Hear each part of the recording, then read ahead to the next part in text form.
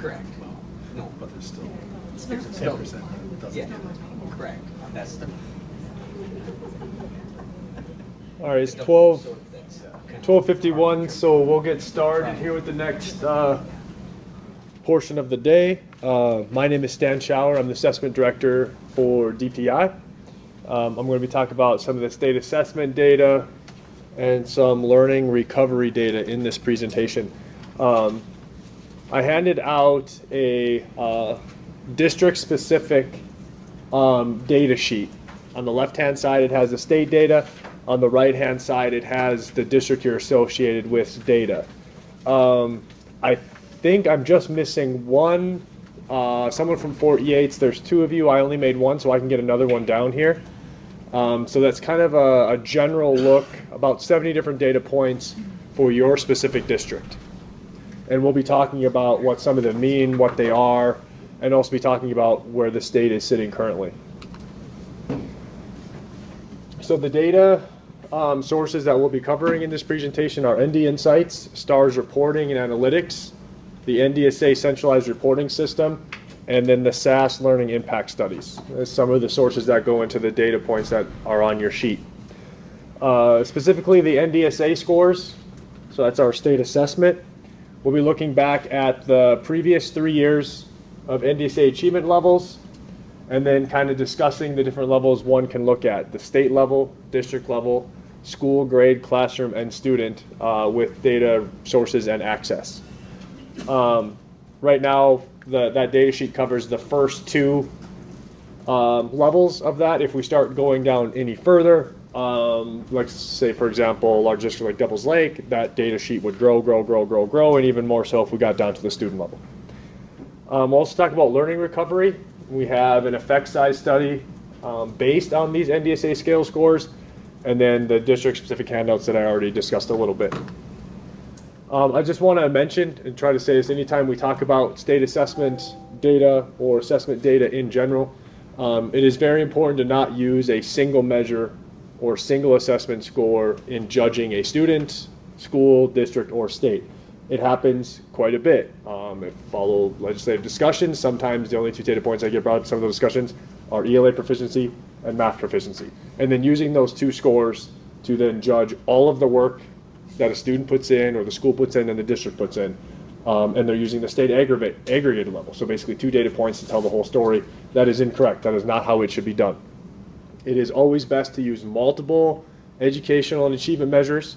A great example of that is Choice Ready and all the indicators that live underneath Choice Ready and how we run our school accountability model with the multiple measures that go in to creating that SPI rank. That's more accurate than using one measure or one assessment. One thing that's awesome about Choice Ready is like the NDSA is one indicator inside of Choice Ready. It's not the entire study itself. So the last point is large-scale standardized assessments should be used as a piece of evidence in the conclusion and not the entire conclusion itself. NDSA scores statewide achievement. So as most of you know, every student in grades 3 through 8 and once in high school, either grade 10 or 11, take the NDSA unless your district opts to use the ACT in high school in the spring. The subjects are English language arts, math, and science. English language arts is reading and writing. Students receive a scale score that corresponds with the proficiency level. So we take those scale scores and there's certain cut scores, and then that marks the student either being novice, partially proficient, proficient, or advanced.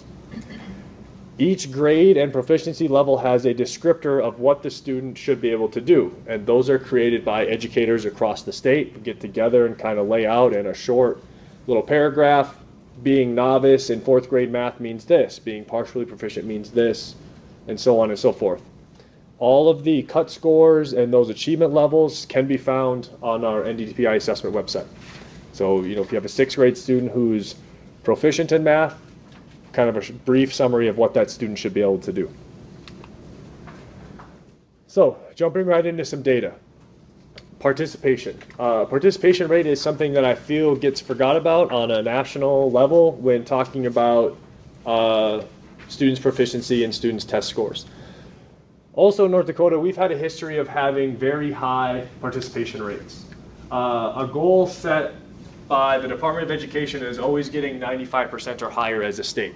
We're a state that doesn't usually have a problem with that. We even hit it the year right after the pandemic, right? So we were still at 96%, even though a little lower than previous years, we are above that 95. We also track down to the district level to see what districts are hitting 95% and which ones aren't. And we recently, as of like a year and a half ago, created a process to reach out to those districts who were not getting 95% and kind of getting on a 3-year plan to get up to 95%. And the reason that is important, there's a couple of reasons why it's important, but if you have a state that's getting, if North Dakota is testing this many students, you could basically say the data you're looking at is more true, it's more accurate. We basically know that almost every single student in the state is tested. However, we have some states that only get about a 70 to 80% participation rate from year to year. That's a large number of students, especially if you're talking a state like Texas or California. 20 to 30% could be millions of kids. Okay, so then the story is what kids aren't testing? How would those kids not testing affect the data? Because you're going to move those data points quite a bit with a quarter of the students. Are they your typically better scoring students? Are they typically your worst scoring students? So the story isn't fully told. So that's why 95% is the goal. In each district, I didn't see any that were alarming in the districts in this room. Most were 95 to 100%. I think one district in here had 1 year where they were kind of low, but then shot right back up in the next year. So it's always something to look at when you're talking about assessment scores. You need to know who took the assessment. And that's why it's really important on our ND Insights website, we have participation, and then you can look at participation by demographics, because that then tell you, at least at a different grain size down, who's not taking the assessment. Is it my Native American students who aren't taking the test? Is it my white male students that are not taking this test? So on and so forth. You can look at that story and see who's testing and who's not. A lot of information here. English language arts achievement. So these are some of the percentages that most often get talked about are the students who basically met the standard in each grade level. Your proficient and your advanced students here on the right. What typically happens is these get added together. So for ELA in 21-22, it's often said that 45% of our students met proficiency, 55% did not. That's the common number that I was talking about earlier that always gets talked about. So this is looking back 3 years at those percentages.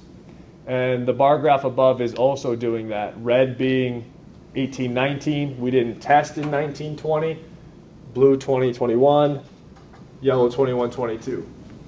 And so obviously up here in our admission, our advanced and proficient, we want those numbers to be bigger.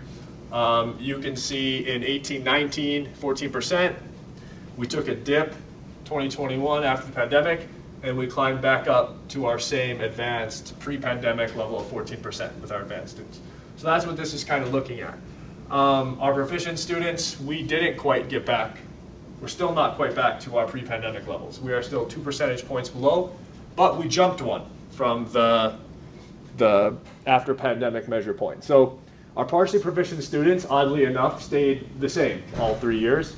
And then our novice students grow. So these are the numbers that we would like to shrink significantly. But our novice students grew 5 percentage points after the pandemic. 5 percentage points in this data set is extremely significant. I mean, that's probably around 3,500 students.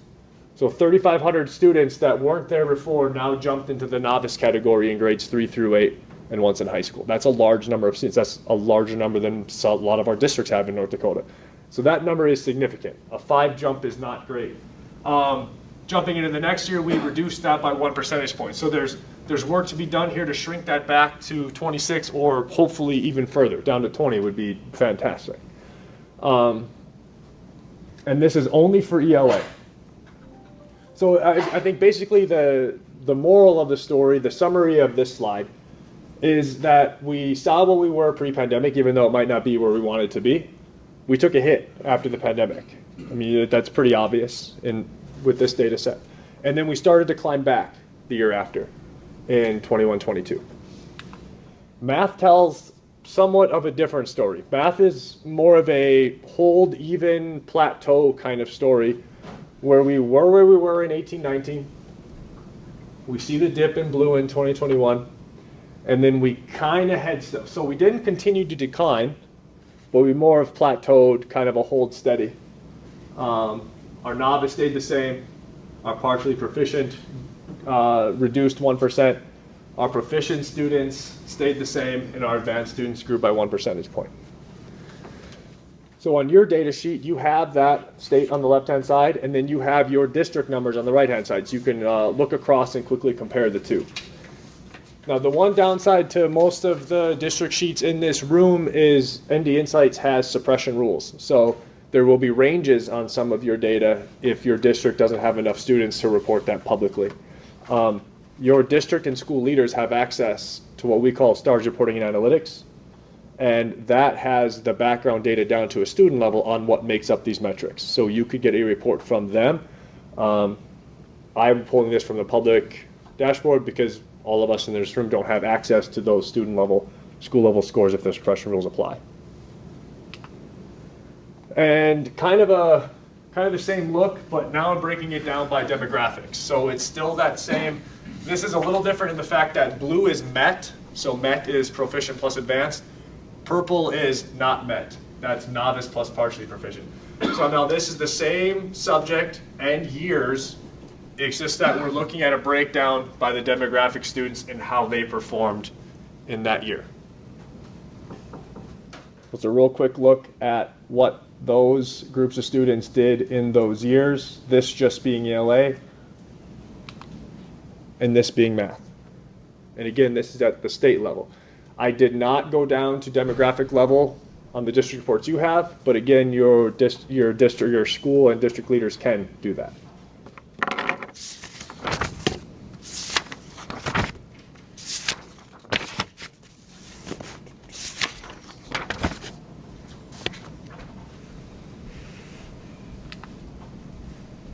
Okay, so kind of a sneak peek, early look. You might be the first group of folks who are seeing this data because this has not been posted on ND Insights yet. It's still being processed. This is data out of what we call the centralized reporting system. The centralized reporting system is the data system for TIDE that runs the NDSA. The only folks with access to that are the school and district folks who administer the assessment. One common misperception about the NDSA is folks always repeat that, oh, but we don't get the NDSA scores for students until months after. And that's not true. Scores on NDSA tests are basically available in real time as soon as they finish. And so as soon as Jack in 5th grade finishes his ELA assessment, that score gets posted inside of this system and then aggregates to the classroom level, to the school level, to the district level, and to the state level all on the same day. And so this is an early look at what 22-23 is going to look like. There is no state aggregate yet. The best aggregate we have is grade level. And so you can see in the raw data before accountability rules are applied, how the students are performing. Again, the green and blue would be the MET. The red and yellow would be the not MET. And so grade 6 on here is pretty interesting. 50%, if you're remembering the percentages we were looking at before, grade 6 here at 50% is pretty solid. One kind of worry point would be grade 4 with sitting at only 39% proficient advanced. So kind of an estimate looking at this data and then how it transforms after accountability rules get applied. My estimate here is we're going to see more of a hold steady, kind of like what we saw with math in the previous two slides. I don't think we're going to jump many percentage points. Maybe 1 or 2. I don't think we're going to go down. I think it's going to be a hold still or a slight increase in ELA overall for the state. For math, I think it's a little bit more of a positive story. I think we're going to see math actually make more of a jump than ELA, and that's kind of the opposite of what we saw in the previous years. So I think math is going to kind of catch up to that plateau or that pre-pandemic level. One good thing and one bad thing here. Our grade 3, sitting at 50%, is the highest grade level of all the grade levels in math. And one kind of down spot is grade 10. 29% is not great for proficient or advanced. Now, grade 10 is a little skewed because a smaller number of students take the grade 10 NDSA because a large portion of students opt to use the ACT in high school. So that's why the numbers, these counts right here tell you how many students took. A lot of these are between 2 and 3K. These are barely touching 1,000. Okay, now about these data sources and places, and this is a presentation that we actually give to schools and districts so everyone knows what data is out there and what's probably best to be used for what. ND Insights is something that most of you are probably familiar with. It is available to the public. That is our federally mandated state report card on how our state, district, and schools are doing. So yeah, open to the public, anyone can see it.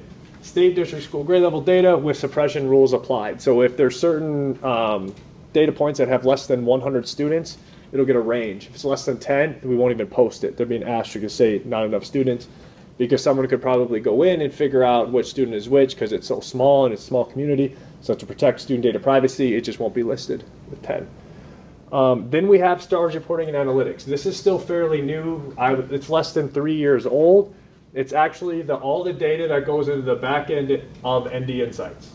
So if there's any metric on ND Insights, school and district leaders can look at it in STARS reporting analytics. They can actually pull a student roster of that specific data point and see what students are counting positively, which students are counting negatively, and for what reasons. So this is a very good website. Superintendents were auto-granted access, and they can give access to other folks inside of their school, and accountability rules are applied. So when I keep saying accountability rules, an accountability rule would be something that we call FAE, or full academic year. If a student isn't in your district or school for more than 120 days, we do not count them in accountability, because they weren't there long enough for you to influence them. So you had a student move in for the last 40 days of school, they're not going to be in your accountability data. They will be in your raw centralized reporting system data if they took the NDSA. So that's like one difference between the raw NDSA data and what's on STARS reporting and analytics, is we would remove any student who wasn't there for more than 120 days. I already talked about the centralized reporting system a little bit. That's just NDSA data. It's the raw data. If a student tested in your school, they will show up in that data. So statewide learning recovery. The state student achievement graphs and data above show us on a path back to some of the pre-pandemic levels. The predictions being made on that raw NDSA data, which will be fully calculated in the coming weeks, show similar slight improvement. We wanted to get a different look, and then we use this for some of our legislative studies and legislative presentations. We wanted to get a different look at this impact. So we partnered with a company called SAS. They're a education data analytics software company, to run a high-level data report for us. This analysis collected uses student projections based on prior performance and compares actual performance.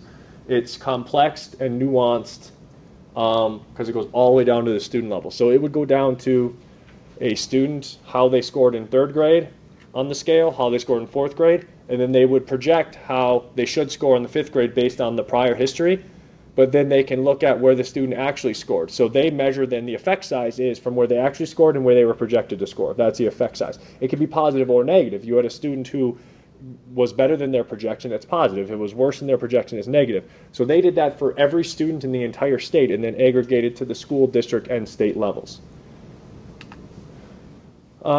This is my fancy graph I drew inside of PowerPoint, but it's kind of explaining the overall story here.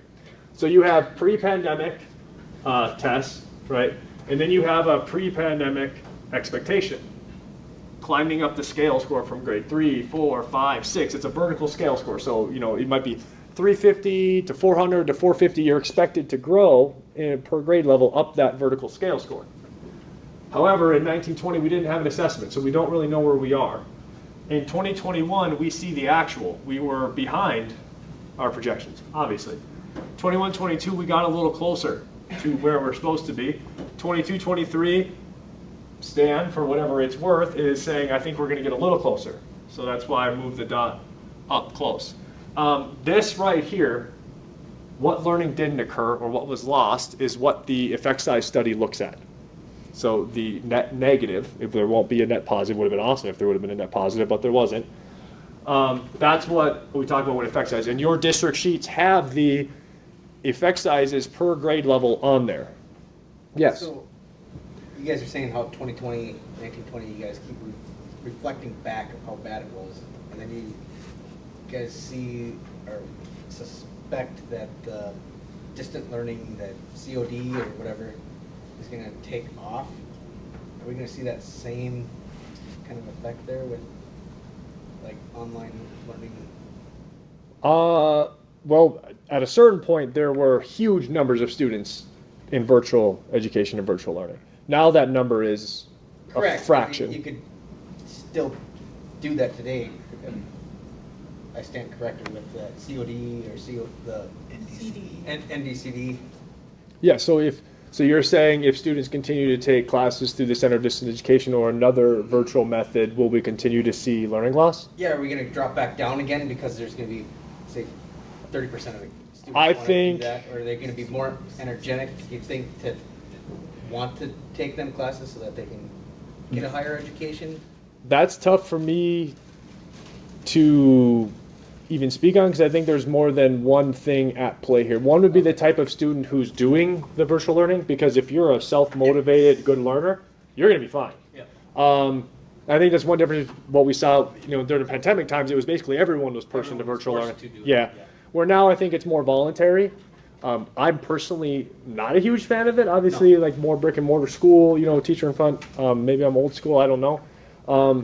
And I think the number of students, being reduced to such if you have a district or school who has a high rate of students opting into doing that, it might have more effect. I think on the state level data, we're not going to see it because it's probably a couple percentage points of students who are doing it. Great question, though. That mixed with everything else that goes on or went on during that time period, learning wasn't at the forefront of parents and families and students, nor teachers teaching, right? There's a lot of stuff going on. Is there any sort of comparable historical event to the pandemic that we've seen where there have been educational losses like that, or did we not track things like this? I actually had that in one of my presentations during legislative interim to the Education Policy Committee, and the only thing that the expert talked about with a level of effect they saw with the pandemic was Hurricane Katrina in New Orleans. Sure.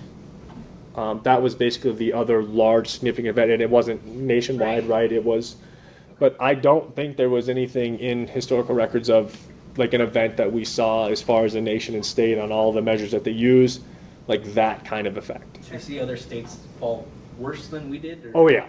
Yeah. Okay. I would say North Dakota fared very well. Okay. Even with the ability to measure what our students are doing, there were even when there are states that elected not even to test in 2021, right? Or they changed their test, they watered down their tests, they changed their standard, so they can't even compare pre and post pandemic. They had no, they took their anchor out of the water, right? They're just floating wherever, and now they can't look back and compare. But yeah, I think North Dakota, and we went back fairly early compared to other states as far as in-person learning, and so yeah. Talking to other state folks like me and seeing presentations, I think North Dakota did pretty solid. I mean, we're obviously not where we want to be, but yes, comparatively speaking, yes. Was there, just on these reports that you gave us, so just so I'm reading it right? Yep. These were the subjects and grades. There's math and ELA, and then you're saying the grade was significant. There was a significant challenge there. There was learning impact. So next to significant, if it's highlighted with significant, there's either going to be a positive or a negative. Most likely it's going to be a negative because I think there was only a few positives in this entire room as far as effect size data. And so if it has a negative after it, it most likely is around a 0.3 or 0.4, right? Mm-hmm. Yeah, and that kind of changes based on student population and size. It's not just a straight scale. It floats with the number of students that were looked at. But if it says significant, it most likely was at 0.3 or 0.4 of a loss. Yeah. So basically saying that grade level took a bigger hit than your other grade levels. And it was the grade level they were in at the time of the study, so it would have been 28. No, we ran it last year based on, I think it's based on 21-22 testing data. So it was so if they were in 6th grade during the pandemic, like they were virtual learning, they would have been in 7th grade let's say Yeah. the 20, when this, Yeah. so they're saying this, kids that were fifth graders, because like on ours, it's sixth grade. So the kids that were in fifth grade. Would be suffered seventh the now. most, or suffered the most. Yes. Yeah. Yep. Yep.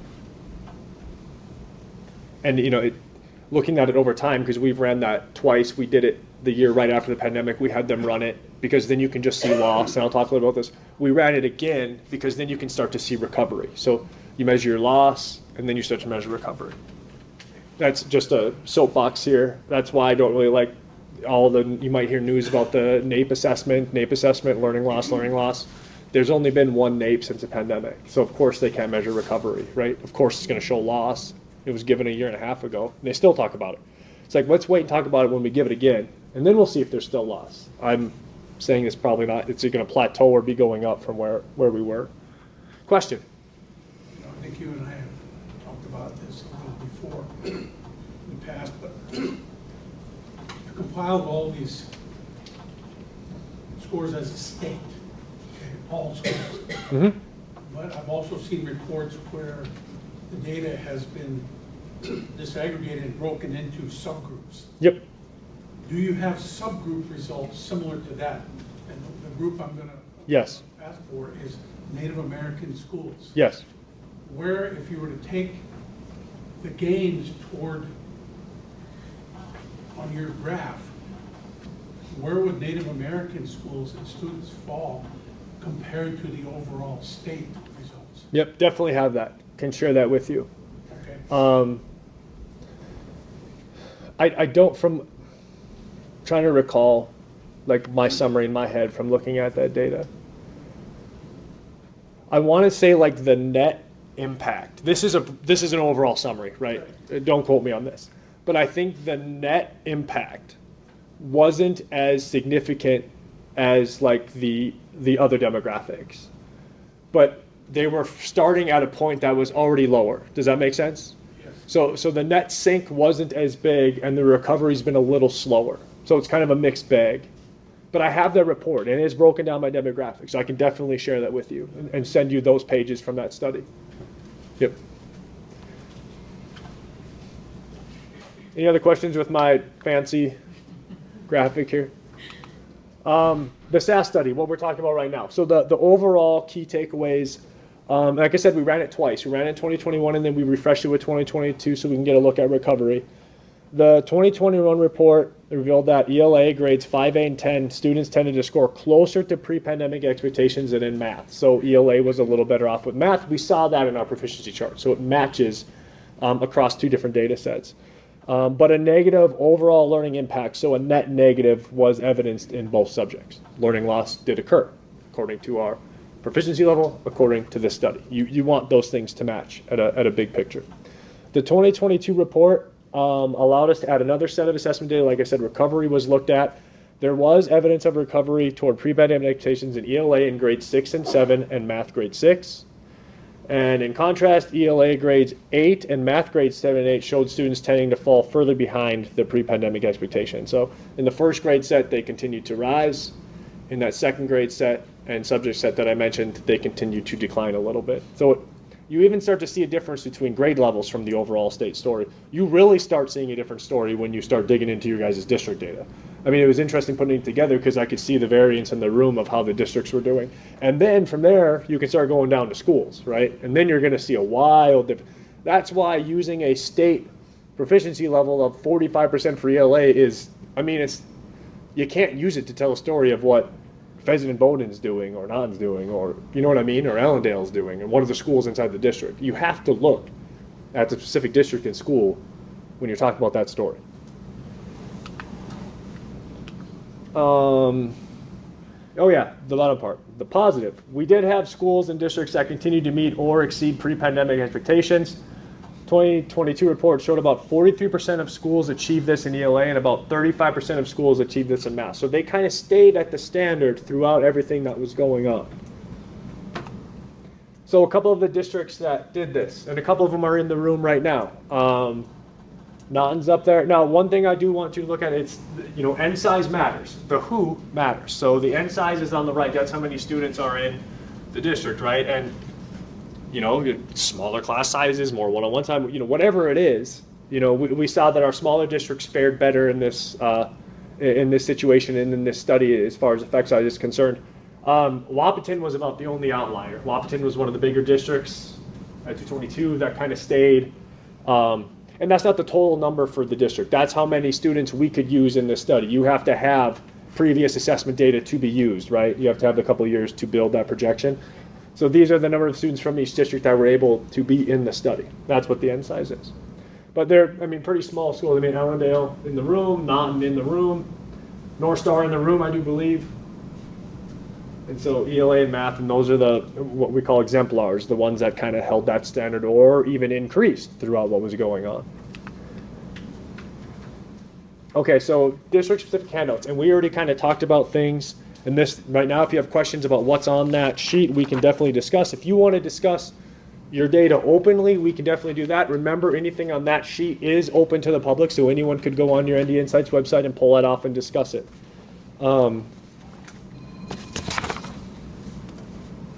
Wait, I feel like did I skip a couple of slides here? Oh no, I'm just not there yet. Weird.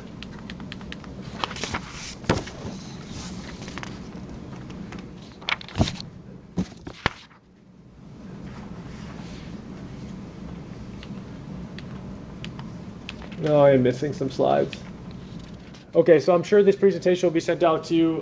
One of my slides got cut out, and it's where I show the state effect sizes. So you have your district, and I couldn't fit the state on there, otherwise it would have been an awkward 2-page printout, and it just didn't look nice. But we have the state numbers of the pre-pandemic, the pandemic, and the recovery. So if you wanted to compare your district to how the state did, kind of like I do with the other data points, you will have that. It's in my slide.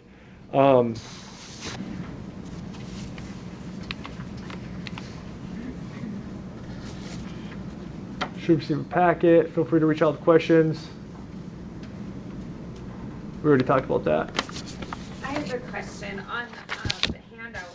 Yep. What's the overall growth percentile? I knew someone was going to ask about growth. Okay, It's good, no, I'm no. not a numbers person. It's so I'm like, ooh. it's a mystery. No. Okay, that's fine. Growth. No. I'll do my best. I wrote myself some notes on growth because I knew it was going to be asked. Growth is complicated to measure. There's 1,000 ways to measure growth. And in education, like we talked about with the scale, there's not only growth, there's like an expected growth because you're supposed to grow between 3rd and 4th grade. And then a lot of growth looks at how did you do above and below that expected growth, right? And then there's year-to-year growth, there's in-year growth, there's all kinds of growths. Okay, then we make that even more complicated because then we try to calculate a student growth value, which I'll talk about in a little bit. And then I think it's overall growth level that we then apply to schools and districts, and that's the numbers that make up some of the numbers that you're looking at. It has a percentile and then a range of meets, does not meet, exceeds, whatever. Okay, so I'll do my best here. It starts out with students. So you have a group of students in your classroom. And when we're talking about growth, we don't want to have to compare a student who's novice to a student who's proficient in how they grow. What we do is we group them in performance groups, right? So if you tested novice in the previous year, when we're going to look at how you grew, we're only going to compare you to the novice students. Same with the other 3 groups. So we start by your year 1 test is whatever. When we're jumping into year 2, because you need 2 consecutive years of data to measure growth, right? So now they have a year 1 score, year 2 score. We look back to see what bucket you were in year 1. And if you were novice, then when we move to year 2, we're only going to take the novice students and measure against, and we take basically a scale score difference. If you scored a 500 here and a 600 here, your difference was 100. So now we take all the novice student differences and we make a list, and we basically assign it a percentile. So it could be a difference of 100 scale score, 50, 60, whatever, and then we give it a percentile, right? So if you have a student with an SGV of 40th percentile, they did better than 40% of the students in the state, or in their peer group, they did worse than 60. So we do that for every student. Now, how we get to a school level is we take all of your students, and then we find the median of that student growth value. And that's how it turns into a school or an overall growth level. And then when we do that, we make another list of all the schools, and then we add in the percentiles again. So if you were high, you're going to have a high percentile, 99, 98. If you were low, you're going to be 20, 30, 10, whatever. So it's always ranking against the peer groups. The overall growth values have levels. So if your percentile was 92 or 100, you're level 4. That's the highest. And then we go 50 to 90. We go 7 to 49 and 0 to 7. And that's also for the individual students. So even if you're competing against your groups, if you were better than 50% of the students in your group, let's just say novice or whatever, then you get assigned a level 3 growth because you were in that 50 to 92 growth range. So it's really the students kind of competing against each other and how they did from year to year on the scale score based on those 4 buckets. So And go ahead. you say if you're a novice, you're going to stay in a novice, but like say year 3, you are excelling. Yeah, so How if do you you get out of that bucket? if you were novice in year 1, you will only be compared to novice students even if you scored partially proficient or proficient, which if you did that, you're most likely going to be way up there Yep. on the percentile, right? But now you're in a new bucket for when we do it again the next year. Okay, so Yep. every year you're changing buckets. Yeah, if you yeah, go up. you're classified in this bucket, but we have to look back to compare you how you did against your peer group.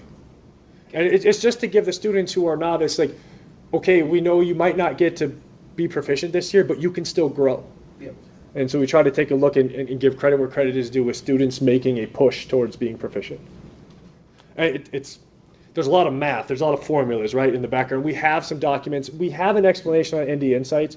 I don't think it's great. It's okay. It kind of explains student growth values and shows you what is what. But we are developing better documentation. We were reviewing it a couple weeks ago that shows the whole story and then gives examples. Shows the story, gives examples. You can kind of follow through and read it. That'll be out soon. Thank you. Question? Stan, Yep. during the research process, the analytical process Mm-hmm.